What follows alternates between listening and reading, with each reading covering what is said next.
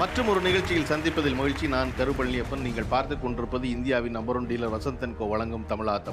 ஆணும் பெண்ணும் இணைந்த இந்த உலகத்தில் ஆணும் பெண்ணும் சமமாக நடத்தப்படுகிறாளா, குறிப்பாக பெண் சமமாக நடத்தப்படுகிறாளா அப்படிங்கிற கேள்வி நீண்ட காலமாக இருந்துகிட்டே இருக்க கேள்வி. சமமாக நடத்தப்பட வேண்டும் என்ற எண்ணத்தை நோக்கி தான் இத்தனை ஆண்டு காலம் கழிச்சு வந்திருக்கோம். சமமாக நடத்தப்படுறாங்க கேட்டால் ஆண்களே இல்லைன்னு தான் சொல்லுவாங்க. ஆனால் சமமாக நடத்தணும் எண்ணத்தை நோக்கி வந்திருக்கோம்.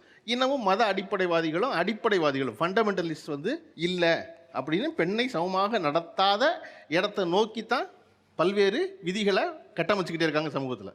அது போக ஒருவேளை ஏதாவது இடத்தில் பெண் சமமாக நடத்தப்படுவதாக நாம் நம்பினால் அங்கேயுமே ஒரு கேள்வி என்ன வரும் அப்படின்னா, ஆணை போலவே பெண் எல்லா வகையான உணர்ச்சிகளையும் வெளிக்காட்ட அனுமதிக்கப்படுகிறாளானா இல்லைங்கிற கேள்வி தான் பெருசாக நிற்கும். சமமாக நடத்தப்படுறதா சொல்லுவாங்க, சக மனுஷன் நடத்தப்படுறதா சொல்லுவாங்க. ஆனால் உணர்ச்சிகளை ஆணை போலவே பெண் வெளிப்படுத்துவதற்கான வாய்ப்பு இருக்கா அப்படின்னா இருக்காது தான். அதை சொல்லாமல் மெதுவாக கிசுகிசுப்பான குரலை சொல்லுவாங்க. பொம்பளை பிள்ளை அவ்வளோ கோவப்படாத, பொம்பளை பிள்ளை சத்தமாக பேசாத, பொம்பளை பிள்ளை அட்ஜஸ்ட் பண்ணிப்போ, பொம்பளை பிள்ளை பேசாமல் இரு. ஆனால் சமமாக நடத்தப்படுறதா சொல்லுவாங்க. ஆனால் இதெல்லாம் சொல்லப்படும். ஆணுக்கு அதுக்கான வாய்ப்பு சொல்லப்படும். ஆண் கோபமாக பேசினா அது கம்பீரமாகவும் ஆண்மையாகவும் கருதப்படுற ஊரில் பெண் கோவப்பட்டால் என்ன சொல்லுவாங்கன்னா, அதிகமாக ஆசைப்படுற ஆம்பளையும் அதிகமாக கோவப்படுற பொம்பளையும் நல்லா வாழ்ந்தா சரித்திரமே இல்லைன்னு இவன் கண்டுபிடிச்ச பழமொழி மாதிரி ஒன்று சொல்லிக்கிட்டே இருப்பான். அப்போ ஒரு ஆதார உணர்ச்சி, எல்லா உணர்ச்சிகளையும் பெண் வெளிக்காட்டின ஆணை போலவே, ஆனால் ஆதார உணர்ச்சி என்பது கோபம். சாதாரண ஒருத்தர் காலம் மிதிச்சா வர்றது கோபம், என்னை அத்துமீறி ஒருத்தர் தொட்டா வர்றது கோபம், சமூகத்தில் தவறு இருந்தால் வர்றது கோபம். ஆனால் அந்த கோபம் படுவதற்காவது பெண் அனுமதிக்கப்படுகிறார்களா அப்படிங்கிறத தெரிஞ்சுக்கணும்னு நினச்சோம் தமிழில். அதனால இன்னைக்கு வேர்சஸ்னு ஒன்று இல்லாமல் இருபுறமும் ஒரே கருத்துள்ள இன்றைக்கு சமூகத்தில் பெண்கள் கோபப்பட வாய்ப்பு இருக்கிறதா, பெண்களின் கோபம் யார் மீது அப்படின்னு பேசணும்னு நினச்சோம். இப்போ பெண்களின் கோபம் யார் மீதுன்னு கேட்கணும் அப்படின்னா, நீங்கள் எதுக்கெல்லாம் கோபப்படுறீங்க, எதை கண்ட பொழுதெல்லாம் கோபம் வருது, அல்லது யார் மேலே எல்லாம் கோபம் வருது? இப்போ ரீசெண்டாக சார் நான் சந்திச்ச ஒரு பிரச்சனை, நானும் என் பொண்ணும் சுடிதார் போட்டிருந்தோம். அவங்க என்ன நினச்சிட்டாங்க, 2 பேரும் அக்கா தங்கச்சின்னு. இல்லை, நான் சொன்னேன் என் பொண்ணு அப்படின்னு. ஆமாம், அம்மாவும் பொண்ணுமா சுடிதார் போடுவீங்க, என்ன கெட்டு போச்சு, எப்படி இருக்கீங்க, அது அவங்களுக்கு என்ன, நான் எங்கே போனோம் எங்கே வந்தால் எதுவுமே தெரியாது. ஆனால் அம்மாவும் பொண்ணு ஒரே மாதிரி ட்ரெஸ் போட்டால் அது தப்பு, சேலை தான் கட்டிட்டு போகணும். அதுவும் நம்ம மாமனார் மாமியார் சும்மா இருந்தால் கூட இந்த அக்கம் பக்கத்தில் இருக்கவங்க சும்மா விட மாட்டாங்க. அவங்களை ஏன் இவ்வளோ ஃப்ரீடம் கொடுக்குறீங்க, நம்ம காலையிலேருந்து நைட் வரைக்கும் வேலை செஞ்சு வச்சிருப்போம், அதெல்லாம் உங்களுக்கு தெரியவே தெரியாது.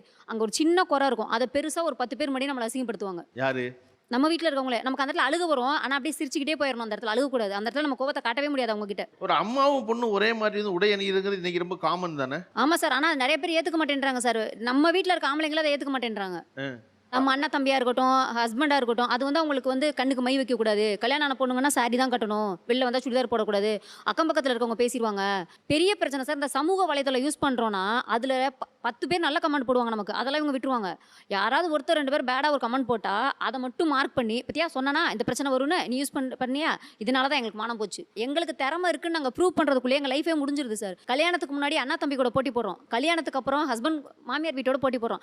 எங்களுக்கான வாழ்க்கையை எங்களால் வாழ முடியல. அதில் எங்களுக்குன்னு ஒரு 1 hour ஃப்ரீடம்னா கிடையாது. அம்மா வீட்டுக்கு போயிட்டா கூட மாப்பிள்ளை எப்படிமா இருக்காரு, மாப்பிள்ளைய பார்த்துக்கிட்டியா, அங்கே கூட நம்மளை கேட்க மாட்டாங்க. கல்யாணத்துக்கு அப்புறம் அப்படி தான் போயிடும்.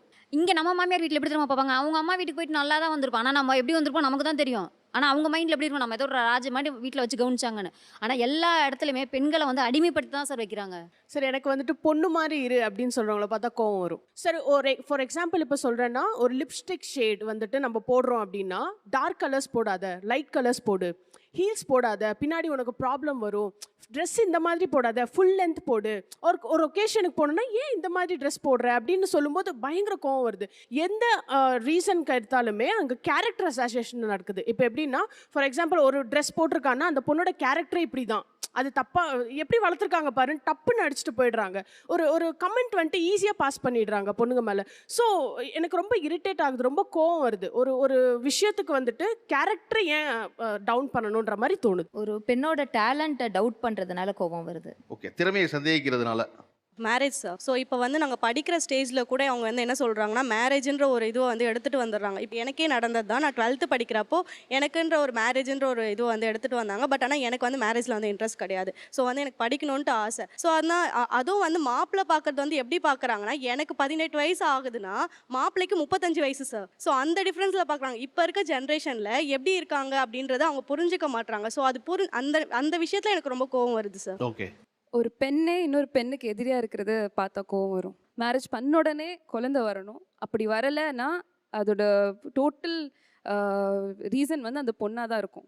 அவனால தான் அவள் ஏதோ டிஃப்ரெண்ட்டாக பண்ணுறா, அதனால தான் வரலன்ற மாதிரி ஒரு தாட் ப்ராசஸ் இருக்குது. அது இன்னொரு பெண் சொல்லும் போது அது இன்னும் இம்பேக்ட் கொடுக்குது. ஏன் இன்னும் அவங்களுக்கு தெரியாதா நம்ம என்ன கோ த்ரூ பண்ணுறோன்னு அவங்களுக்கு தெரியாதான்ற ஒரு தாட் ப்ராசஸ் வரும். ஸோ எல்லாரும் மேரேஜ் பற்றி பேசினாங்க. ஸோ போஸ்ட் மேரேஜ் அப்படின்னு ஒரு வாழ்க்கை இருக்குது. ஸோ 25க்கு மேரேஜ் ஆகுதுன்னா அதுக்கப்புறம் ஒரு வாழ்க்கை இருக்குது. அதுக்கப்புறம் ஒரு பெண் வந்து ஒரு வேலைக்கு போயோ இல்லை நான் சாதிக்கணும் அப்படின்ற ஒரு நினச்சா அந்த இடத்துல நிறைய முட்டுக்கட்டைகள் இருக்குது. ஏன்னா ஒரு வீட்டையும் பார்த்துக்கணும், பிஸ்னஸையும் பார்த்துக்கணும், அட் த சேம் டைம் அவங்களையும் பார்த்துக்கணும், அண்ட் பேரண்ட்ஸையும் பார்த்துக்கணும். ஸோ இவ்வளோ ரெஸ்பான்சிபிலிட்டிஸ் இருக்கிற இடத்துல அந்த மேரேஜான ஒரு உமனுக்கு ஒரு ப்ராப்பரான சப்போர்ட் இல்லையே அப்படின்னு சொல்லி இருக்கிறப்போ ஒரு கோவம் வருது. சார் ரொம்ப சிம்பிளாக சொல்லணும்னா எல்லா விஷயத்துக்குமே வந்து பெண்கள் வந்து பெர்மிஷன் கேட்டு தான் பண்ணுற மாதிரி இருக்கும். அது ஆண்களாக இருக்கட்டும் பெண்களாக இருக்கட்டும், எல்லா விஷயத்துக்குமே அவங்க பெர்மிஷன் கேட்கணும். எம்ப்ளாய்மெண்ட்டாக இருக்கட்டும், எஜுகேஷனாக இருக்கட்டும், மேரேஜாக இருக்கட்டும், எல்லாத்துக்குமே அவங்க பெர்மிஷன் கேட்டு பண்ணுற ஒரு விஷயம் ரொம்ப கோவப்படுத்துது சார். இன்னொன்று என்னன்னா, பெண்களை ரொம்ப ஈஸியாக ஏமாத்திடுறாங்க. எப்படின்னா அவங்கள புகழற மாதிரி புகழ்ந்து வேலையை வாங்கிடுவாங்க. அவங்க வந்து இப்போ வீட்லேயே எடுத்துக்கிட்டிங்கன்னு வச்சுக்கோங்களேன், பையன் ஏன் இதை பண்ணலன்னு கேட்டால் அவனுக்கு பொறுப்பே இல்லை, பொண்ணு தான் இதெல்லாம் பண்ணணும் அப்படின்னு சொல்லி வேலையை வாங்கிடுவாங்க. சரி ஏன் அவன் வீட்டில் வேலை பார்க்கலன்னு கேட்டால் அவன் கடைக்கு போனான் அதனால தான் வீட்டில் வேலை பார்க்கல. சரி அடுத்த நாள் நான் கடைக்கு போகிறேன், அவன் ஏன் வீட்டில் வேலை பார்க்கலன்னு கேட்டால் அவனுக்கு பொறுப்பு இல்லை, நீ தான் பொறுப்பாக இருப்ப, நீ வேலை பாருன்னு சொல்லிட்டு வேலையை எக்ஸ்ட்ராக்ட் பண்ணிவிடுவாங்க சார். இதெல்லாம் வந்து உங்களை கோவப்படுத்துகிற விஷயம். இதில் எந்த கோபத்தையெல்லாம் காட்ட முடியாமல் இருக்குன்னு நினைக்கிறீங்க? எனக்கு ரொம்ப கடும் கோபம் இருக்கு, காட்ட விட மாட்டேங்கிறாங்க அப்படின்னு அதை சொல்லுவீங்க? நான் ஃப்ராங்காகவே சொல்கிறேன்னா, women are shamed for enjoying sex. It's something that இது வந்து எல்லாருக்குமே தெரியும். தட் ஒரு பையன் வந்து அதை நான் என்ஜாய் பண்ணுறேன்னு சொன்னேன்னா அவனுக்கு இருக்கிற இது அசாசினேட் பண்ண மாட்டாங்க கேரக்டர், அவனுக்கு இமேஜ் அப்படியே தான் இருக்கும். அதே மாதிரி தான் ஹார்மோன்ஸ் கேர்ள்ஸுக்கும் இருக்குது. அதே பயாலஜிக்கல் ஏர்ஜஸ், அதே physically same urges are there for a girl. ஆனால் இது ஒரு கேர்ள் ஒரு பொண்ணு சொன்னான்னா அவளோட கேரக்டரே அசாசினேட் பண்ணி பேர் வைப்பாங்க, பட்டம் எங்களை பின்னாடி அப்படின்ட்டு. இந்த மாதிரி எங்களை பார்த்து பின்னாடியிலேருந்தே பேசுவாங்க. நீங்கள் சொல்கிறது சின்ன விஷயம், பட் இதை விட பெரிய விஷயம் என்னென்னா, ஒரு பேசிக்கான ஒரு ஹியூமன் பீயிங்னா சில ஏர்ஜஸ் இருக்கும், சர்டன் ஏர்ஜஸ் இருக்கும். பால் உணர்ச்சி என்பது அடிப்படை உணர்ச்சி, அதை ஆண் காட்ட முடியும், பெண் காட்ட முடியும். ஆனாலும் சொல்லலாம், வெளியே சொல்லக்கூடாது. ஒரு பெண்ணால எல்லா பெண்ணுக்கும் இருக்கு, அது ஆணுக்கும் தெரியும் எல்லா பெண்ணுக்கும் இருக்குன்ட்டு, எல்லா பெண்களுக்கும் தெரியும் அது. ஆனால் ஒரு பொண்ணு அதை வெளியில் சொல்லிட்டானா அது ஒரு பெரிய தப்பாயிடுது. சார் நான் ஃபேஸ் பண்ண ஒரு விஷயம் என்னென்னா, நான் வந்து ஒரு ஆஃபீஸில் ஜாயின் பண்ணும்போது நான் மட்டும்தான் ஒரே கேர்ள் அந்த ஆஃபீஸில். நான் வந்து ஒரு வருஷம் ஒரு மேனேஜர் கீழே ஒர்க் பண்ணேன். அப்போ நான் ரொம்ப ப்ரொஃபஷ்னலாக என்னை அவர் ஹேண்டில் பண்ணார். அவர் போனதுக்கப்புறமா ஒரு மேனேஜர் வந்தார். கிட்டத்தட்ட 1.5 வருஷம் அங்கே வேறு லேடிஸே கிடையாது. பட் அவர் வந்த அன்னிலேருந்தே நான் ப்ராப்ளம் ஃபேஸ் பண்ண ஆரம்பிச்சிட்டேன். அவர்கிட்டேருந்து எனக்கு வேறு விதமாக நிறைய லைக் எல்லாருக்குமே வந்து அந்த ஹராஸ்மெண்ட்டுன்ற அந்த ரூல் தெரியுது சார். யாருமே வந்து டைரெக்டாக அஃபென்ஸ் பண்ணுறது கிடையாது. எங்களை எப்படிலாம் வந்து அஃபென்ஸ் பண்ணுவாங்கன்னா, தேவையில்லாத இடத்துல தேவையில்லாத கேள்விகள். ஒரு லெவலுக்கு மேலே எனக்கு கீழே அடுத்தடுத்து ஜாயின் பண்ணுறவங்க அதை ஃபேஸ் பண்ண ஆரம்பித்தாங்க. அவ்வளோ நாள் அமைதியாக இருந்தேன்னா வேற ஒருத்தவங்களுக்காக ஸ்டாண்ட் எடுத்தேன். அப்போ தான் கரெக்டாக அவேர்னஸ் ப்ரோக்ராம் வச்சாங்க, அப்போ தான் நான் ஓப்பன் அப் பண்ணேன். பட் அதோட விளைவு என்ன ஆச்சுன்னா, எனக்கு வேலை இல்லாமல் ஐடியலாக உட்கார வச்சு நான் சும்மா இருந்தேன். என்னோட 2.5 வருஷம் எக்ஸ்பீரியன்ஸ் அப்படியே ஜீரோவாக காமிச்சாங்க சார். அது என்னை ரொம்ப மைனஸ் ஆக்கிடுச்சு. நான் ரொம்ப பேஷனாக ஒர்க் பண்ணேன், அதை ஜீரோவாக்கி இன்றைக்கி நான் ஜாப் இல்லாமல் இருக்கேன். நான் பேப்பர் போட்டுட்டேன், ஆனால் கூப்பிட்டு என்னை உட்கார வச்சு இதுதான பிரச்சனைன்னு யாருமே அங்கே பேசல சார். ஸோ அந்த இடத்துல நான் பேசுனதுனால தான் பிரச்சனையே வந்துச்சு. அப்போ நான் பேசாமல் வந்து என்னோட ஜாப் மட்டும் போகணும் அப்படின்னு நான் இருந்தால் மட்டும் அந்த இடத்துல நான் சர்வே பண்ணியிருக்கேன் முடியும். நான் சிம்பிளாக பார்த்த விஷயம், நான் வேலைக்கு கிளம்பி போகிறேன், பர்ஃப்யூம் யூஸ் பண்ணக்கூடாது. அந்த பர்ஃப்யூம் யூஸ் பண்ணுறதே அவங்களுக்கு ஒரு பெரிய பிரச்சனையாக இருக்குது. அதுக்கு என்ன கமெண்ட் வருதுன்னா, இப்படி பர்ஃப்யூம் போட்டுன்னு கிளம்புறா, பசங்களுக்கு எப்படி ஃபீஸ் கட்டுவா அப்படின்னு ஸ்ட்ரைட்டாகவே பேசுகிறாங்க. நான் வாங்குறது ஒரு 50 ருபீஸ் பர்ஃப்யூமாக இருக்கும், அது எங்கே இருக்குது? 30,000 ஃபீஸ் எங்கே இருக்குது? இதை என்னால் ஸ்ட்ரைட்டாக கேட்க முடியல. எனக்கு இதெல்லாமும் ஒரு ஆதங்கமாக இருக்குது சார். கேர்ள்ஸுக்கு வந்து எது பண்ணாலுமே லைட்டாக ஒரு பயம் இருக்கும் சார். நம்மளை பற்றி இந்த சொசைட்டி என்ன நினச்சிருவாங்களோன்னு சொல்லிட்டு, அது ட்ரெஸ்ஸாக இருக்கட்டும், டைமிங்காக வீட்டுக்கு வரது இருக்கட்டும், இல்லை பசங்க கிட்ட என் ஃப்ரெண்டு தான் இருந்தாலும் பசங்க கிட்ட பேசுறதா இருக்கட்டும், எல்லாத்துலேயுமே ஒரு பயம் இருக்கும். ஸோ அந்த மாதிரி இருக்கும்போது வெளியாளுங்க பேசினா கூட ஈஸியாக நம்ம கோவத்தை காமிச்சிடலாம். ஆனால் நம்ம கூட இருக்க ரிலேட்டிவ்ஸே நெய்பர்ஸே பேசும்போது நம்மளால கோவத்தை காமிக்க முடியும். அப்படி என்ன பேசுகிறாங்க, என்ன சொல்கிறாங்க? ஒரு ரொம்ப சிம்பிளான எக்ஸாம்பிள் சார். என் கிளாஸ்மேட் ஒரு பையன் வீட்டு பக்கத்தில் வரான்னா, நான் போய் மீட் பண்ணுறேன்னா அதை யாரோ பார்த்துட்டு எங்கள் அம்மா கிட்ட வந்து என்ன இது போய் ஒரு பையன் கூட பேசிட்டு இருக்கா என்னன்னு சொல்லிட்டு எனக்கு தெரியாத போய் பேசுறது. நான் தெரிஞ்சுக்கிறக்கா கேட்குறேன். கிளாஸ்மேட் ஒரு பையன் வந்தான்னா, வீட்டு பக்கத்தில் வந்தான்னா அவனை போய் மீட் பண்ணாங்கிறது இருக்கு இல்லையா? கிளாஸ்மேட்டாக இருக்கிற பையனை ஏன் வீட்டுக்குள்ளே வர வச்சு பார்க்க முடியாமல் போய் வீட்டுக்குள்ளே வர வைக்கலாம் சார். அது நெய்பர்ஸ் ஏதாவது பேசுவாங்களோன்ற ஒரு பயத்தில் தான் போய் மீட் பண்ணிட்டு வந்துடலாம்னு நினைக்கிறோம். நம்மளை சுற்றி இருக்கிறவங்க நம்மளை பற்றி நல்லா தெரிஞ்சவங்களே பேசும்போது அந்த கோவத்தை எக்ஸ்பிரஸ் பண்ண முடிய மாட்டேது சார். ஏன்னா ஈஸியாக ஜட்ஜ் பண்ணிடுறாங்க, என்ன இந்த பொண்ணை எப்படி வளர்த்துருக்காங்க பாரு இப்படி பேசுதுன்னு சொல்லிட்டு ஈஸியாக ஜட்ஜ் பண்ணிடுறாங்க. ஓகே. முக்கியமாக ஒரு இடத்துல கோவத்தை காட்டவே முடியல சார். சொந்தக்காரங்க முன்னாடியும் அம்மா அப்பா கிட்ட கூட எனக்கு வந்து பார்த்துட்ருக்காங்க பையன். நம்ம ஒரு எக்ஸ்பெக்டேஷன் வந்து இது எக்ஸ்பெக்டேஷன் கூட சொல்ல முடியாது, இது ஈக்குவல் ரெஸ்பான்சிபிலிட்டின்னு சொல்லணும். ஒரு ஆம்பளை பையன் அம்மா அப்பாவை வந்து பார்த்துண்டா கல்யாணத்துக்கு அப்புறம் அது அவனோட ரெஸ்பான்சிபிலிட்டி. இதே ஒரு பொண்ணு பார்த்துட்டா வந்து என்ன இப்படி சொல்கிற, கண்டிப்பாக உனக்கு கல்யாணமே நடக்காது இந்த கண்டிஷன் வச்சேனான்றாங்க. ஆக்சுவலாக அது ஈக்குவல் ரெஸ்பான்சிபிலிட்டி. நீயும் உங்கள் அம்மா அப்பா பார்த்துக்கோ, நானும் எங்கள் அம்மா அப்பாவை பார்த்துக்கிறேன். ஆக்சுவலாக நான் ஒரு சிங்கிள் கிட். இப்போ நான் கல்யாணம் பண்ணி போயிட்டேன்னா அவங்க வந்து தனியாக இருப்பாங்க.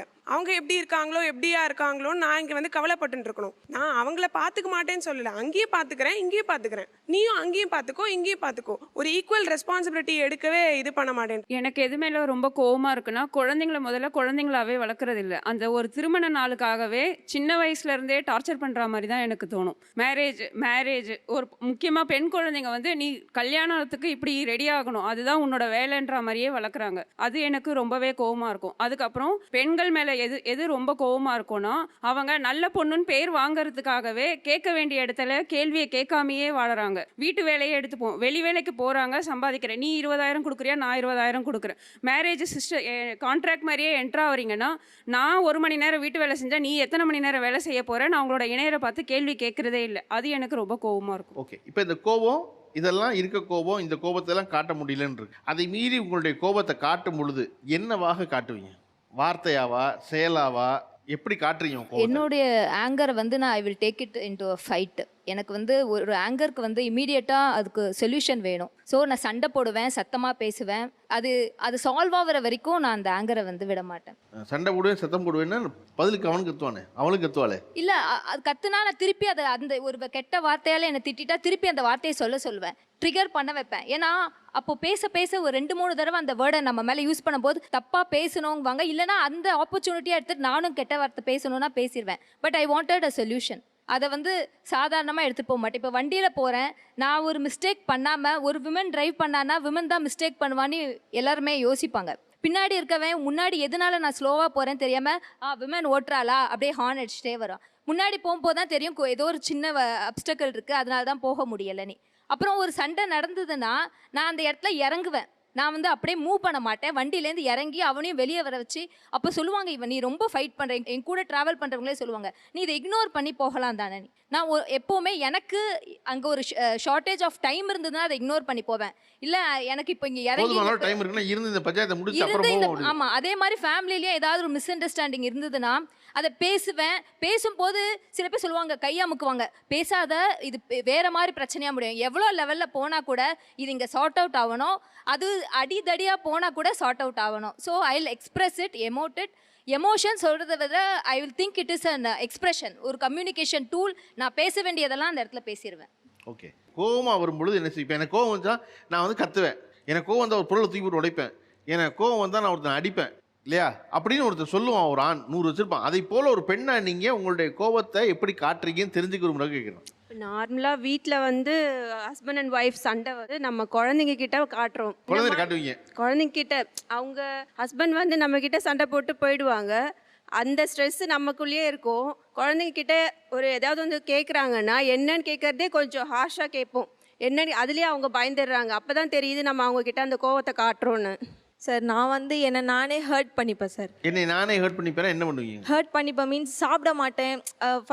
ஃபிசிக்கலின்றதை விட மென்டலி ரொம்ப ரொம்ப ஹர்ட் ஆகும் சார். அது ரொம்ப டிப்ரெஷன் ஆகும். அது சார் அண்ணனுக்கும் எனக்கும் சண்டை வரும் சார். அவனுக்கு பிடிச்ச சமையல் எனக்கு பிடிக்கும், எனக்கு பிடிச்ச சமையல் அவனுக்கு பிடிக்காம. ரசம் கோஸ்பர்லாம் எனக்கு ரொம்ப பிடிக்கும், அவனுக்கும் பிடிக்கும். அவன் என்ன பண்ணிட்டான், எனக்கு முன்னாடி சாப்பிட்டுட்டான், எல்லாத்தையும் சாப்பிட்டு காலி பண்ணிட்டான். நான் என்ன பண்ணேன், போய் பார்க்குறேன், ரசமும் காணும், கோஸ்பர்லும் காணும், எனக்கு பிடிச்சது எதுவுமே காணும்.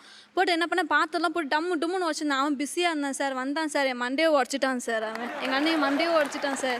அம்மா என்ன? அம்மா ஊருக்கு போயிருந்தாங்க சார். இல்ல அண்ணி சமைச்சிருந்தாங்க. அண்ணனோட ஒய்ஃப் சமைச்சிருந்தாங்க. நான் சாப்பிட்டு அவன் சாப்பிட்டான் சார்.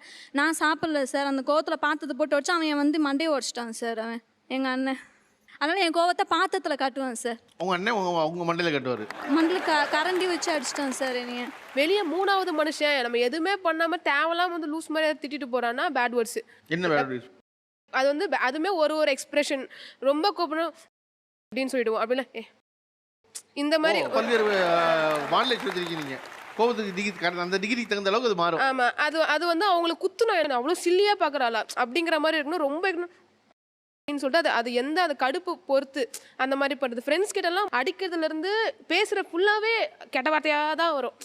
எங்கள் வீட்டில் இருக்க 3 கண்ணாடி உடஞ்சிருக்கு சார். அடிச்சே உடச்சிருக்கேன். என் கையாலே அடித்து உடச்சிருக்கேன். செவுத்துல குத்துவேன். முதல்லலாம் எனக்கு கோவம் ரொம்ப வந்துன்னா செவுத்துல குத்துவேன். எங்கள் அம்மா சொல்லுவாங்க, என்ன ஆம்பளை பையமே செவுத்துல குத்துற, அப்போ தான் ரொம்ப கோவம் வரும். அப்போ தான் சார் ரொம்ப கோவம் வரும். அப்போ செவுத்துல குத்துன ஆம்பளை அப்போ தான் ரொம்ப அதிகமாக வரும் கோவம். அப்பா இப்போ தான் செவத்துல இருந்து கண்ணாடி எப்போ ட்ரான்ஸ்ஃபார்ம் பண்ணீங்க? செவத்துல இருந்து கண்ணாடி தெரிய மாட்டேங்குது. செவரு உடைய மாட்டேங்குது. கண்ணாடிலாம் 2 இடத்துல உடச்சிருது. அடிச்சு உடச்சேன். 2 கண்ணாடி உடச்சிருக்கேன். எங்கள் வீட்டில் ஒரு கரண்டி ஒன்று தோசை கரண்டி வளைச்சிருக்கேன் சார். அது இன்னும் யாராலையும் நிமித்த முடியல. சுற்றி வச்சு அடிச்சு பார்த்தாங்க. ஆனால் அது நெளிஞ்சது அப்படியே தான் இருக்குது.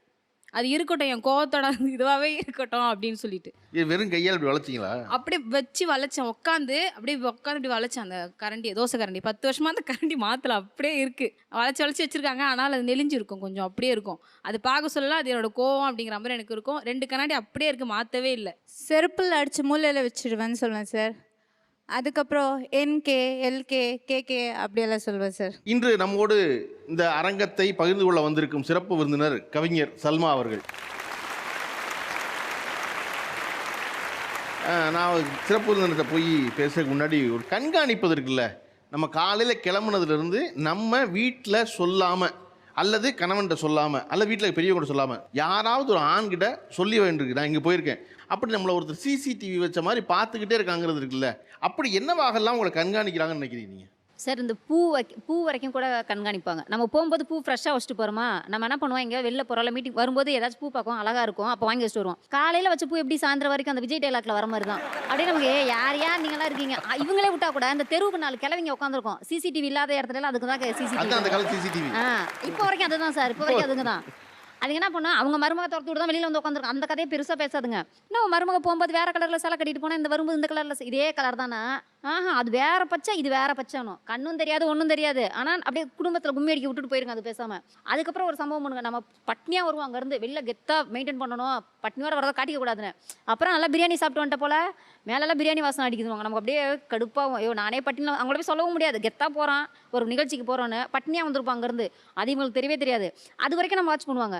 செருப்பு கழட்டிட்டு போகிறோம்ல சார், செருப்பு சில சமயம் மாற்றிட்டு வரும்போதெல்லாம் நம்மளை கேட்பாங்க, நான் போகும்போது வேறு செருப்பு போட்டு போனேன், இப்போ வேறு செருப்பு போட்டு வர, செருப்பு அந்த போச்சுன்னு வாங்கியிருப்போம். அது வந்து அவங்களுக்கு ஒரு இதாக இருக்கும். அப்போ அதுக்கு காசு எது? இந்த ஃபினான்ஷியலாக நம்ம ஆண்களை கையேந்திர வரைக்கும் பெண்கள் இப்படி தான் சார் இருப்போம். எங்களுக்கும் வருமானம், நம்ம போயிட்டு ஆண்கள்கிட்ட கையேந்திரதை ஃபஸ்ட்டு அதை நாங்கள் அந்த இது மாறினாலே நாங்கள் இன்னும் கொஞ்சம் மேலே வரலாம். ஒரு புடவை எடுக்கிறதுக்கு, பூ வாங்குறதுக்கு, செருப்பு வாங்குறதுக்கு, இது எல்லாமே போய் நான் உங்களை எதிர்பார்க்கணும்னு நினைக்கிறாங்க. அந்த எண்ணமே ஃபஸ்ட்டு தப்பு.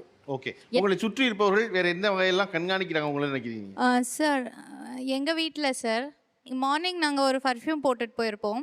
இப்போ கொலிகோ ஃப்ரெண்டோ வேறு ஒரு ஃப்ளேவர் யூஸ் பண்ணிட்டு இருக்காங்கன்னா அந்த பர்ஃப்யூம் நம்ம வீட்டுக்கு போட்டுட்டு வந்தால் அவங்க வந்து ஃப்ரெண்டு கிட்ட வாங்கினியா அப்படின்னு கேட்க மாட்டாங்க சார். ஸ்மெல்லை வச்சு நம்மளோட கேரக்டரை நம்மளோட ஆட்டிடியூடை அவங்க கணக்கு பண்ணுவாங்க சார். ஓகே, வீட்டுக்கு போயிட்டுருப்போம், வேலை முடிச்சுட்டு வீட்டுக்கு போயிட்டுருப்போம். சம்டைம்ஸ் அம்மா கால் பண்ணிவிட்டு எங்கே போயிட்டுருக்க அப்படின்னு கேட்பாங்க. வீட்டுக்கு போயிட்டுருக்கேன், ஏன் சத்தம் கேட்கல? ஸோ அந்த கொஸ்டின் வரும், ஏன் அட்மாஸ்பியர் சவுண்ட் ஒன்றுமே இல்லாமல் எதுவுமே கேப்ல போயிட்டு இருக்கேன், ஏசி இருக்கு, சத்தம் கேட்கல, இல்லை அப்போ நீ கிளம்பல அப்படின்ற மாதிரி ஒரு டவுட் வருது. ஸோ அந்த டவுட்ஸ்லாம் எதுக்கு? அது மாதிரி ஒரு தாட் வரும். சார் நம்ம இப்போ ஸ்டோரியோ டிபியோ ஸ்டேட்டஸோ எதாவது வச்சோன்னா அதில் யாராவது பசங்க இருந்தாங்கன்னா அந்த ரிலேட்டிவ்ஸ் ஒரு கேவலமான வேலை பண்ணுவாங்க. அது ஸ்க்ரீன்ஷாட் எடுத்து வச்சுட்டு என்னை 1 வருஷம் கழித்து பார்த்தா கூட அதை கேட்பாங்க, யார் இந்த பையன், அவன் கூட நீ ஸ்டோரி போட்டிருக்க, யார் இந்த பையன், அவன் கூட டிபி வச்சிருக்கேன்னு சொல்லிட்டு அதை நோட் பண்ணி என்னை எப்போ பார்க்குறாங்களோ அப்போ கேட்பாங்க. இல்லை எங்கள் அம்மா கிட்ட கேட்பாங்க, யார் உன் பொண்ணு இந்த பையன் கூட ஃபோட்டோ போட்டிருக்கா, நீ பார்க்கவே இல்லையா, கேட்கவே இல்லையான்னு. இது ஒரு விஷயமே இல்லை சார். ஆனால் இதை வந்து ரொம்ப பெரிய விஷயமா அவங்களே கிரியேட் பண்ணி அதை ஒரு வீட்லேயே ஒரு பிரச்சனையாக்க வைப்பாங்க. ஃபோன் ஆஃப் ஆகிடுச்சுன்னா உடனே இவ இப்போ எத்தனை மணிக்கு யாரோட இருப்பாங்கன்னு அவங்களால யூகிக்க முடியும் எங்கள் அம்மா அப்பாவால். அவங்களுக்கு ஃபோன் பண்ணி என்ன நடக்குது, அவள் கிளம்பிட்டாளா, வந்துன்னு இருக்காளா, இந்த மாதிரி பேக் ட்ராக் பண்ணுறாங்க. அப்படி இல்லைன்னு சொல்லிட்டாங்கன்னா அவங்க இல்லையே, அவங்க இல்லவே இல்லையேன்னு சொன்னாங்கன்னா எல்லாரையும் பதட்டப்படுத்திட வேண்டியது, என் பிள்ளைக்கு என்னமோ ஆயிடுச்சு எல்லாம் ஓடியாங்கன்ற மாதிரி பயமுறுத்த வேண்டியது. ஓகே, ஆக்சுவலி வந்து எனக்கு I mean college right now doing my final year. அங்கே நான் எதுவுமே பண்ணவே தேவையில்லை, நம்மளை பார்த்தாலே டாப் டு பாட்டம் ஒரு ஸ்கேன் பண்ணுவாங்க. இப்படி கையில் டாட்டூ இருக்கா பார்ப்பாங்க, பியர்சிங் இருக்கா பார்ப்பாங்க, ஹேர் கலரிங் இருக்கா பார்ப்பாங்க. இதெல்லாம் பார்த்துட்டே உன்னோட கேரக்டர் எப்படின்னு ஜட்ஜ் பண்ணிடுவாங்க.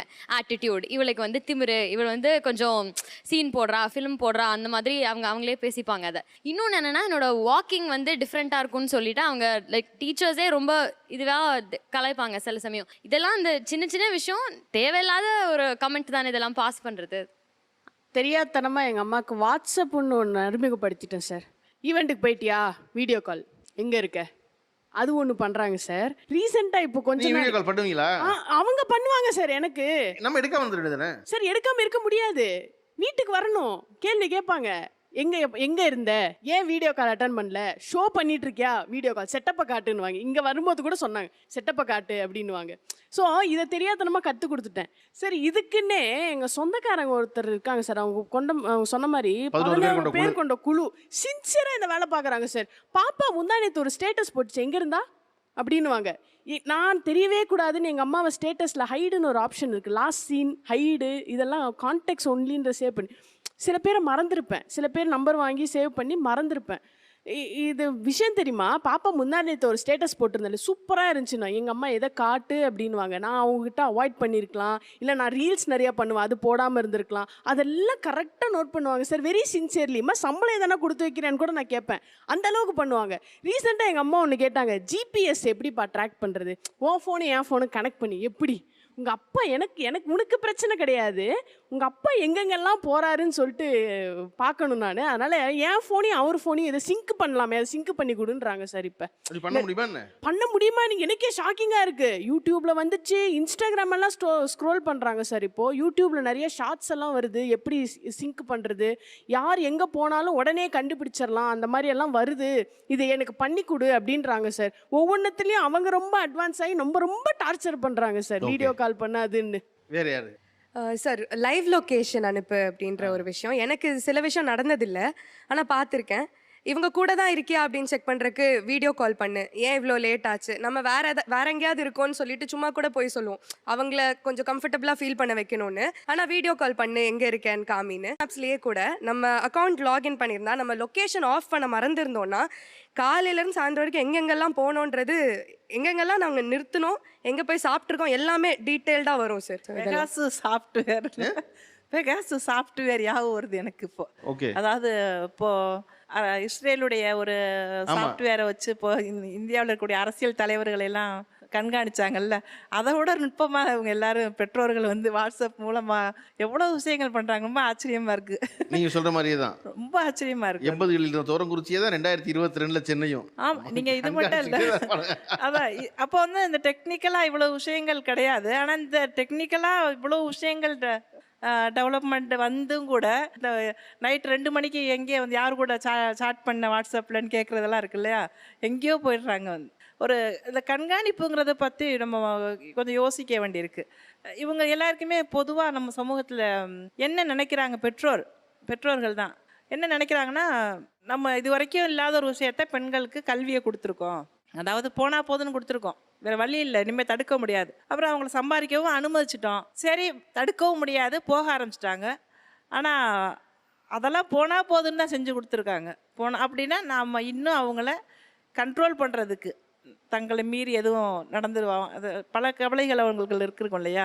கவலைகள்னால் அந்த காதல் மாதிரியான விஷயங்கள் கூட நான் சொல்கிறேன். அப்போது அவங்கள இவ்வளோ போனால் போதும் நம்ம அனுமதிச்சிருக்கோம், இருந்தாலும் கூட அவங்கள நம்ம கண்ட்ரோல்லே வச்சுக்கணும் அப்படிங்கிற ஒரு கண்காணிப்பு உணர்வை வந்து எல்லா பெற்றோர்கிட்டையுமே இருக்குது. அதை நான் பார்க்குறேன். கண்காணிப்புங்கிறது மிக கொடுமையான ஒரு விஷயம் நான் நினைக்கிறேன். அது நிச்சயமாக அது கொடுமை தான். நான் இடைவேளைக்கு முன்னாடி ஒன்று பேசியிருந்தீங்க, நான் வந்து ஒரு நிறுவனத்தில் வேலை பார்த்தேன், ஆனால் நான் கோவப்பட்டதுனால என்னோட 2.5 ஆண்டு கால அனுபவத்தை வந்து எக்ஸ்பீரியன்ஸை அழிச்சிட்டு தான் என்னை வெளியே அனுப்பிச்சாங்க, நான் அன்றைக்கி வேலை இல்லாமல் இருக்கேன் அப்படின்னு. அப்படி கோபத்தை வெளிக்காட்டியதால், கோபத்தை தெரியப்படுத்துறதுனால நீங்கள் உங்களுடைய சொந்த வாழ்விலையோ அல்லது பணி நிமித்தமாகவோ சந்தித்த பிரச்சனை என்னென்ன, அதுக்கு என்ன பின்விளைவு ஏற்பட்டுச்சுன்னு கேட்குறேன். So being an entrepreneur, I was in one business forum. So அந்த பிஸ்னஸ் ஃபோரமில் பார்த்தீங்க அப்படின்னா நிறைய சான்சஸ் கொடுப்பாங்க நம்மளுடைய பிஸ்னஸை பற்றி அந்த இடத்துல பேசுகிறதுக்கு. ஸோ அப்படி பேசுகிறப்போ என்ன ஆகும்னா, நிறைய மீட்டிங்ஸில் வந்து ஆஃப்டர் அந்த மீட்டிங்க்கு அப்புறம் வந்து ஒரு குரூப்ஸ்லாம் நிறைய பேசுகிறப்போ என்னாச்சு, suddenly I felt someone started என்னை வந்து எமோஷ்னலாக வந்து அப்யூஸ் பண்ணுற மாதிரி ஐ ஸ்டார்டட் ஃபீலிங். நான் ஆல்ரெடி மேம் ஒரு தடவை சொல்லியிருந்தாங்க, ஒரு பார்வையிலேயே நம்ம கண்டுபிடிச்சிடலாம் ஒரு பெண் ஒரு பையன் வந்து எப்படி பார்க்குறான் அப்படின்னு சொல்லிட்டு. அந்த மாதிரி எமோஷ்னலாக வந்து என்னை வந்து ஒரு மீட்டிங்லேயுமே என்னை வந்து அப்யூஸ் பண்ண ஆரம்பிச்சாங்க. ஃபஸ்ட்டு ஒருத்தர் அப்யூஸ் பண்ணார், அடுத்து 2வது லைனாக வந்து எல்லாருமே வந்து எல்லோருடைய கண்ணோட்டமும் வந்து என்னை வந்து என்னுடைய ட்ரெஸ்ஸிங்கை வச்சோ இல்லை என்ன நான் வந்து யங்காக இருக்கேன் அப்படின்றத வச்சு இவ இப்படி தான் அப்படின்னு சொல்லிட்டு ஒரு முத்திரை குத்திட்டாங்க. ஸோ எனக்கு பயங்கர கோவம் வந்துருச்சு. I reported to the management itself. நான் போய் மேனேஜ்மெண்ட் கிட்ட ரிப்போர்ட் பண்ணேன், இந்த மாதிரி எனக்கு பிரச்சனை இருக்குது அப்படின்னு சொல்லிட்டு.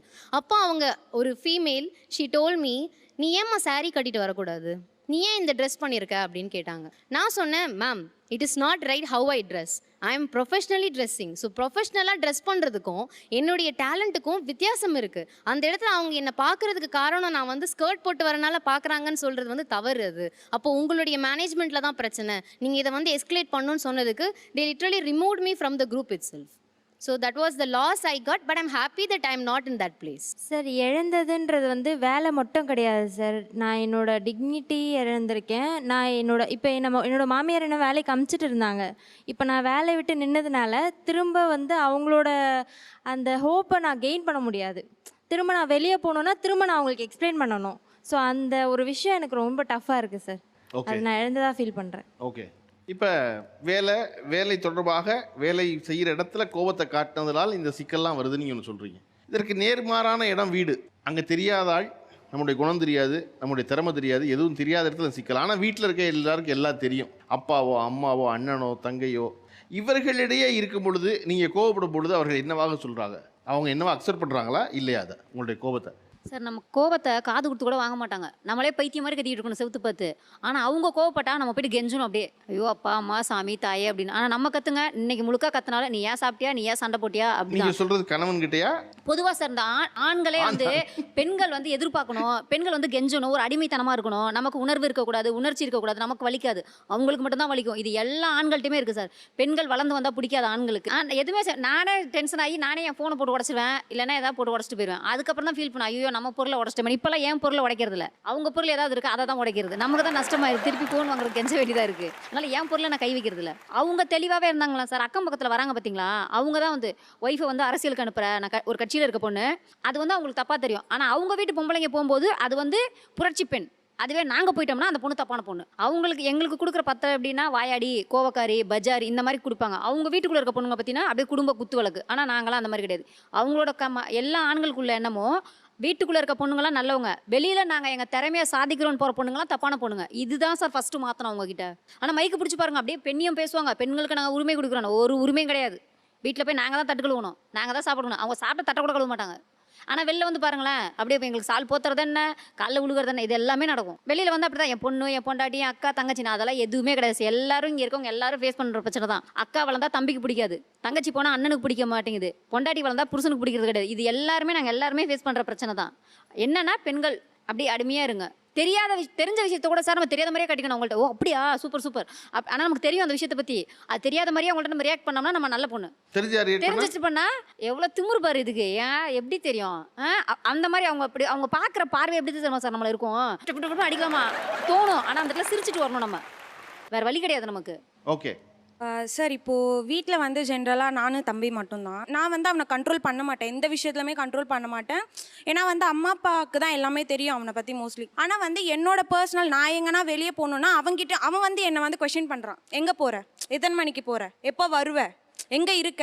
ஸோ வந்து அம்மா பண்ணுறதை விட இப்போ வளர்ந்துட்டேன்னு சொல்லிட்டு அவன் ரொம்ப கொஸ்டின் பண்ணுறான். நான் வந்து கேட்டேன், எவ்வளோ வயசு வித்தியாசம் உங்களுக்கு தம்பிக்கும்? 1.5 years தான் வித்தியாசம். அதனால அவன் எனக்கு கொஸ்டின் பண்ணுறான். ஆனால் நான் கொஸ்டின் கேட்கவே மாட்டேன், அவனை எதுவுமே கேட்க மாட்டேன்.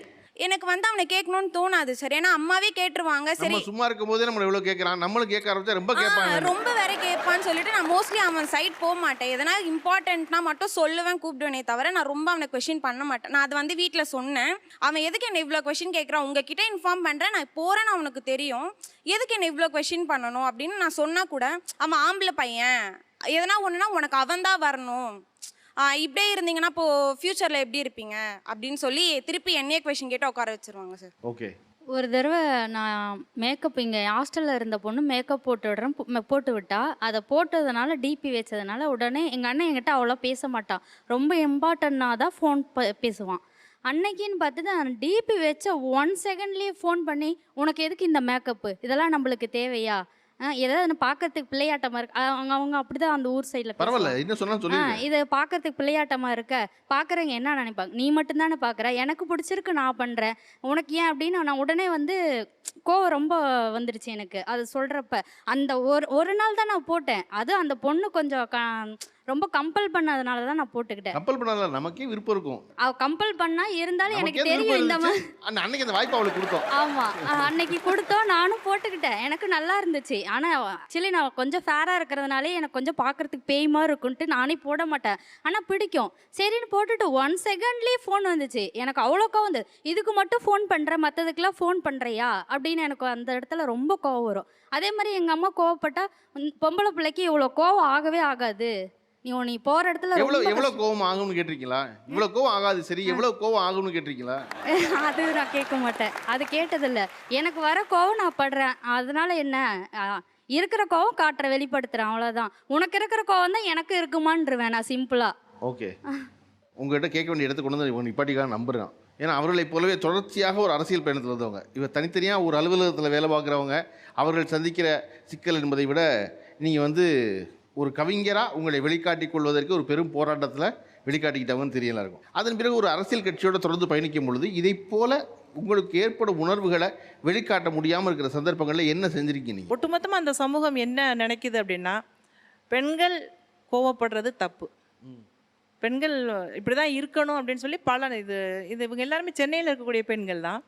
எனக்கு ரொம்ப ஆச்சரியமாக இருக்கும். அந்த 40 வருஷத்துக்கு முன்னாடி எனக்கு எப்படி நான் அனுபவங்களை நான் பார்த்தேனோ அதே போல் இன்றைக்கி சென்னையில் நான் ஒரு சின்ன குக்கிராமத்தில் இருந்த ஒரு ஆள். துவரங்குறிச்சியிலிருந்து வந்த சல்மாவுக்கு மட்டும் இல்லை, இன்னைக்கு 2022 சென்னையில் இருக்க அதே தான் இருக்குது. இந்த வருடமும் இந்த காலகட்டத்திலையும் எல்லாருக்குமே கல்வி கிடைச்சிருக்கு, வேலைக்கு போக முடியும், அவங்களால சுதந்திரமாக பல இடங்களுக்கு போக முடியும் அப்படிங்கிற ஒரு நிலை இருந்தாலும் கூட பெண் குறித்த அந்த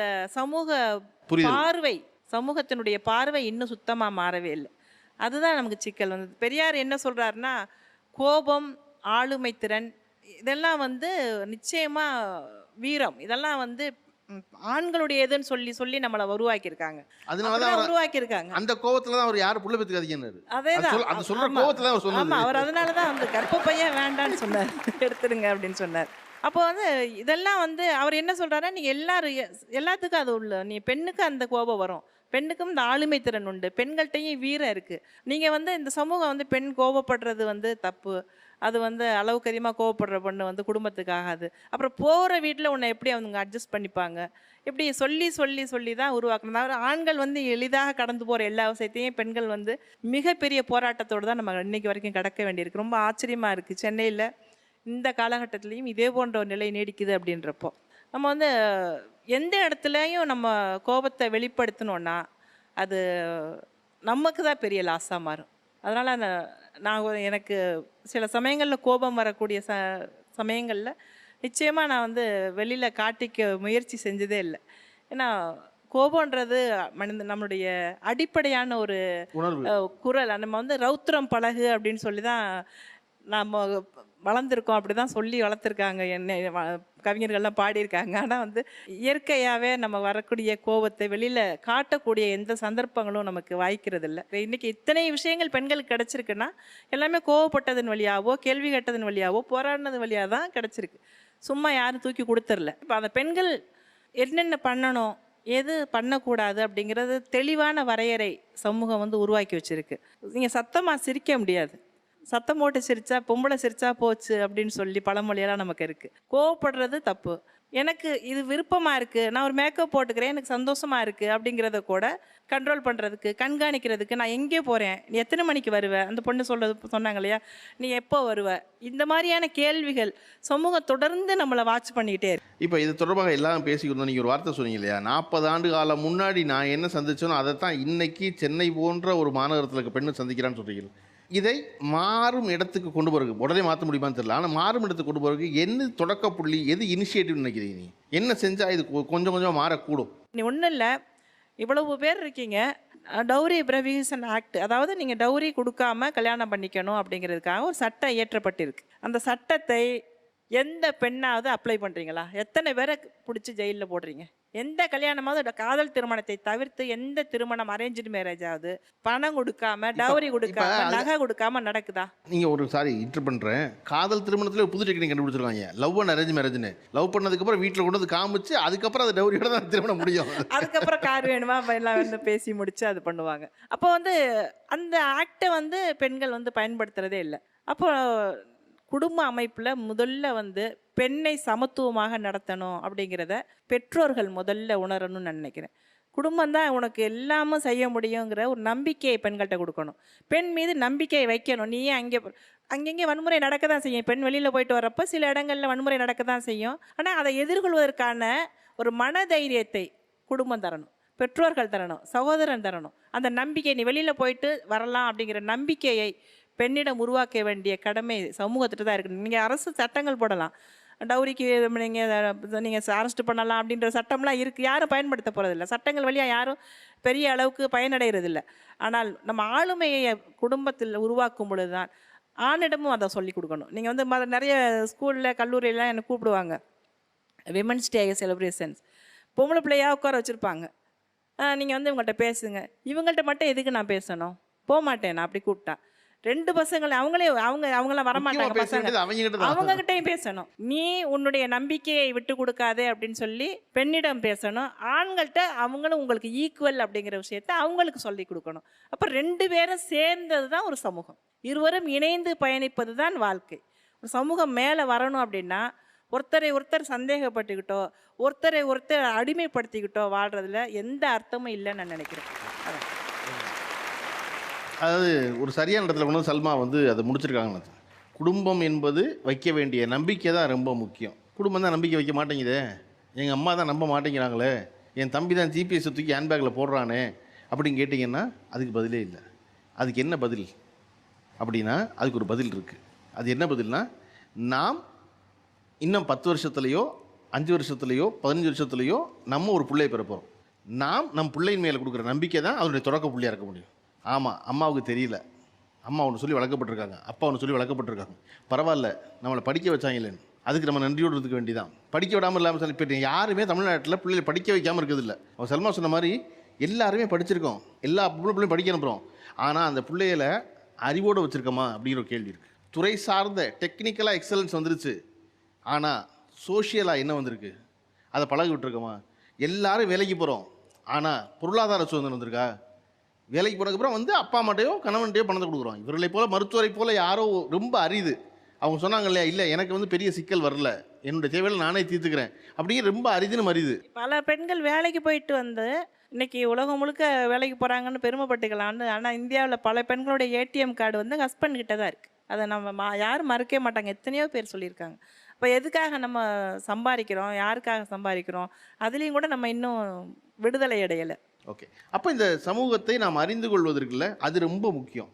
நம்ம வந்து மிச்சம் உலகம் என்னவாக இருக்கிறது, நம்ம படிச்சிருக்கோம் ஒரு பொண்ணா, நம்ம வேலைக்கு போகிறோம் சரிதான், ஆனால் நம்முடைய அடிப்படை ஆதார உணர்ச்சிகளை சிரிப்பதையோ கோவப்படுவதையோ காட்ட முடியலை அப்படின்னா இந்த சமூகம் நம்மளை என்னவாக வைத்திருக்கிறது? இங்கே எல்லாமே அங்கே ஆணுக்கு இருக்குது, ஆணுக்கு இருப்பது பெண்ணுக்கு கொடுப்பது போல் ஆக்சஸ் இருப்பது போல் ஒன்று இருக்குது, ஆனால் ஆக்சசிபிளாக தான் இல்லை.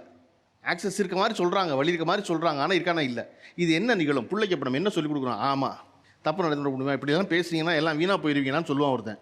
தப்பு நடக்குமா? ஆமாம் அது ஆக்சிடென்ட், அது விபத்து நடக்கும். எப்படி ஒரு ஆண் பைக்கோட்டை பழகும்போது கீழே விழுந்துருவான்னு அம்மா பதறதே கிடையாது, அடிபடத்தான் செய்யும், பரவாயில்ல அடிபட்டால் வைத்தியம் பார்த்துக்கலாம்னு. ஆனால் ஒரு பொண்ணு கீழே விழுந்துட்டானா ஐயோ கால் உடைஞ்சா எப்படி கட்டி கொடுப்போம்? ஏன்டா அவனுக்கு உடைஞ்ச கால் சரியாகும்னா இவளுக்கு உடைஞ்ச கால் சரியாகாதா? இவளுக்கு சரியாகும்ல. அப்போ இங்கே ஆக்சஸ் இருக்க மாதிரி இருக்குது, ஆனால் இல்லை. அந்த ஆக்சஸை ஏற்படுத்தணும். இல்லை 2 பேரும் ஒன்று தான், 2 சரிதான். அவனுக்கு இருக்கிறது போல் இவளுக்கு இருக்குங்கிறத ஒரு தலைமுறை கடந்து இவ்வளோ சிரமப்படுத்துறதுக்கு வந்திருக்கோம். சல்மா அவர்கள் சொன்னது போல் துவரங்குறிச்சியில் பார்த்த மாதிரியே இன்றைக்கி சென்னை இருக்குது அப்படின்னா அடுத்த தலைமுறை அப்படி இருந்துடாமல் இருப்பதற்கான காலம் வாய்ப்பு உங்களுக்கு தான் வழங்கப்பட்டிருக்கு. நீங்கள் உங்கள் பிள்ளைகளை சொல்லி வளர்க்குறது தான் முக்கியம், ரொம்ப முக்கியம். ஆம்பளை பிள்ளைகிட்ட சொல்லி வளர்க்குறது, பொம்பளை பிள்ளையை நடமுடிச்சிருன்னு சொல்கிற முக்கியம் இல்லை, நீ எல்லா வேலையும் செய்யணும்னு சொல்கிற முக்கியம் இல்லை, ஆம்பளை பிள்ளைக்கு சொல்கிறது ரொம்ப முக்கியம். உன்னை போலவே தான் அவளும், நீ எப்படி வந்து வெளியே போயிட்டு 4 பேரை பார்த்து அதன் காரணமாக லேட்டாக வீட்டுக்கு வருவியோ அப்படி வர்ற வாய்ப்பு உன் தங்கைக்கு இருக்குது, அவளுக்கு அந்த வாய்ப்பு இருக்குங்கிறத நம்ம சொல்லிக் கொடுக்க வேண்டிய. ஏன்னா அவன் தான் இவன் வந்து டாமினேட் பண்ண போகிறான், மறுபடியும் அவன் தான் அவனுடைய பொண்டாட்டி டாமினேட் பண்ண போகிறான், அவன் தான் அவளுடைய மகளை டாமினேட் பண்ண போகிறான். அப்போ இதை நாம் பெற்ற ஆம்பளை பிள்ளையை சொல்கிறது ரொம்ப முக்கியம். சமையல் கட்டு என்பது பெண்ணுக்கும் படிக்கிற அறை என்பது ஆணுக்கு இல்லை. நல்லா உன் தோசை நீ ஊற்றி சாப்பிடு, அவன் தோசை அவு சாப்பிட, முடிஞ்சால் நீயே போய் உன் அக்காவுக்கு சேர்த்து 2 தோசை ஊற்றி கொண்டு வந்து கொடுத்துருன்னு சொல்லிட்டீங்கன்னா சரியாயிடும். 2 நாள் உன்னை பாத்திரங்களை வச்சுட்டீங்கன்னா சரியாயிடும் இல்லையா? ஐயோ நீ சாப்பிட்டு தட்டை வச்சிரு அப்படி சொல்லக்கூடாது. சாப்பிட்டு உன் தட்டையும் உங்கள் அக்கா தட்டையும் சேர்த்து கழுவிட்டு வந்திருப்பான்னு சொன்னால் ஓ தட்டு கழுவுறது ஆம்பளை வேலை தான் போல புரிஞ்சுக்கிட்டுருவான். அப்போ அவனை அதுக்கு பழக்க வேண்டியது இருக்குது. பழக்குனா அதன் பிறகு நீங்கள் சிரிக்கும்போது ஏன் சத்தமாக சிரிக்கிறேன்னு நான் கேட்க மாட்டான். நீங்கள் கோவப்படும் போது ஏன் பொண்ணு கோவப்படுறேன்னு சொல்ல மாட்டான். அவர்கள் கெட்ட வார்த்தை சொல்கிற பற்றி எல்லாரும் கெட்ட வார்த்தை சொன்னீங்க. அவங்க ஒரு வார்த்தை சொன்னாங்க இல்லையா, நம்ம கேட்ட வார்த்தையை தான் பேசுகிறோன்னு சொன்னாங்க ஒரு வார்த்தை. அதை போல் நம்ம ஏற்கனவே என்ன பார்த்தோமோ என்ன நடந்துக்கிட்டோமோ அதுவாகத்தான் நம்ம திருப்பி நடந்துக்க போகிறோம். அப்போ இந்த ஆம்பளை பிள்ளைகளையும் இந்த பொம்பளை பிள்ளையும் அடுத்த தலைமுறைக்கு அதை சொல்லி கொடுத்து வளர்ப்பது தான் இது எல்லாமும் ஒரு பெண்ணை சக மனுஷன் நடத்த இடத்தை நோக்கி நகர்த்த முடியும். பொதுவாக நிகழ்ச்சியில் சிறப்பாக பங்காற்றிய 4 அல்லது 5 பேருக்கு பரிசீலிப்பு வணக்கம். அது எப்பொழுது நிகழ்ச்சி முடிஞ்சு அப்படியே பேசிடுவோம். இன்றைக்கி தான் நாங்கள் இவ்வளோ பேசியிருக்கோம். காரணம் இவ்வளோ பேர் சிறப்பாக பேசியிருக்காங்க, யாரும் கொடுக்குறாங்க. ஆனால் 4 தான் வச்சுருக்கோம் நாங்கள். அதனால 4 பேருக்கு எல்லாருமே ரொம்ப சிறப்பாக பேசுகிறீங்க. ரொம்ப சின்ன சின்ன விஷயங்கள் இருக்கு இல்லையா, அது ரொம்ப அழகாக சொன்னீங்க. அது ரொம்ப முக்கியமாக கௌரவ பதிப்பகம் வழங்கும் இந்த 4000 விலையுள்ள புத்தகத்தை இந்த பக்கம் இந்த பரிசா பெறுறது எல்லாரும் பேச தயங்குற விஷயம். பெண்ணுக்கு ஒரு பாலியல் உணர்ச்சி இருக்குது, ஒரு சிற்றின்பம் இருக்குது. அதை சொன்னால் உடனே பேர் வச்சு ஃபிக்ஸ் பண்ணிடுறாங்கன்னு சொல்லி ஆரம்பிச்சிக்கலாம். அதெல்லாம் பேச தயங்குற விஷயம். வாங்கினீங்க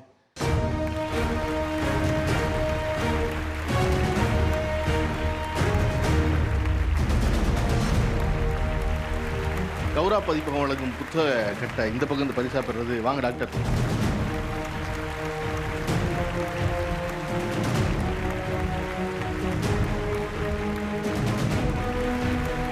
அன்னை டேட்ஸ் வழங்கும் மற்றொரு கிஃப்ட் ஆம்பர் பரிசா பெறுறது. வாங்க.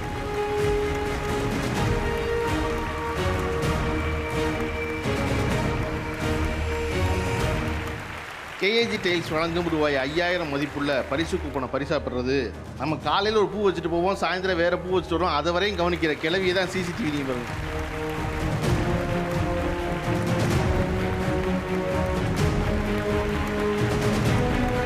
நிகழ்ச்சியில் சிறப்பாக பங்காற்றிய அனைவருக்கும் நன்றியும் அன்பும். மீண்டும் அடுத்த வாரம் சந்திப்போம், வேறு தலைப்பில் சந்திப்போம். நீங்கள் பார்த்து கொண்டிருந்தது இந்தியாவின் நம்பர் 1 டீலர் வசந்த் அண்ட் கோ வழங்கிய தமிழா தமிழா. மீண்டும் சந்திப்போம்.